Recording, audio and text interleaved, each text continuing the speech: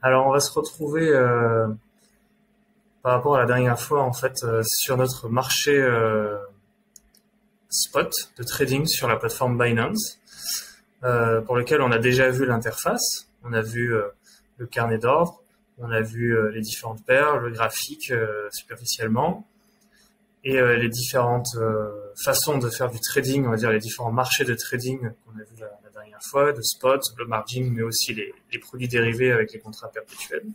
Là, l'idée du coup, c'est d'introduire maintenant comment concrètement on va pouvoir faire du trading, et par cela, on va utiliser des outils, et des outils assez simples, et de simple à compliqué, on va dire, des outils qu'on va appeler les ordres, en fait. Comment passer les ordres. On va voir qu'il y a différents ordres qui vont nous permettre, en fait, d'interagir d'une manière plus ou moins complexe avec le marché, et suivant aussi l'objectif qu'on souhaite atteindre derrière en termes d'achat ou de vente.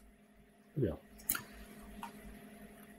Donc là, on se retrouve sur la paire par défaut, lorsqu'on ouvre encore une fois la plateforme de trading sur Binance, qui est la paire Bitcoin contre le stablecoin USDT. Et donc, qu'est-ce que ça veut dire concrètement? Donc, encore une fois, la question des paires est très importante parce que du coup, on va toujours échanger une crypto-monnaie contre une autre. Ça peut être parfois aussi directement contre ce qu'on appelle une monnaie fiat. Donc, la monnaie fiat, ça peut être l'euro ou le dollar, à l'inverse du coup d'une monnaie crypto-monnaie. Et l'idée, en fait, c'est de dire que lorsqu'on va acheter du Bitcoin, on va l'acheter contre du USDT. Lorsqu'on va le vendre, ce sera l'inverse.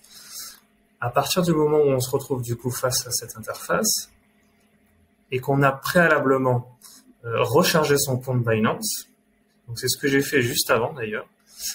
J'ai fait un dépôt via carte bancaire, donc quelque chose qu'on peut faire rapidement ici. Il suffit juste d'aller dans acheter des cryptos et sélectionner la rubrique qui nous intéresse, on va dire. Et il y aura des frais qui vont s'appliquer si on le fait via carte de crédit. Moi, c'est ce que j'ai fait pour que ça soit assez plus efficace. Et on peut sélectionner d'ailleurs au minimum 15 € d'achat. Donc moi, c'est ce que j'ai fait. J'ai acheté pour 15 € de Bitcoin que je vais retrouver ici sur mon interface.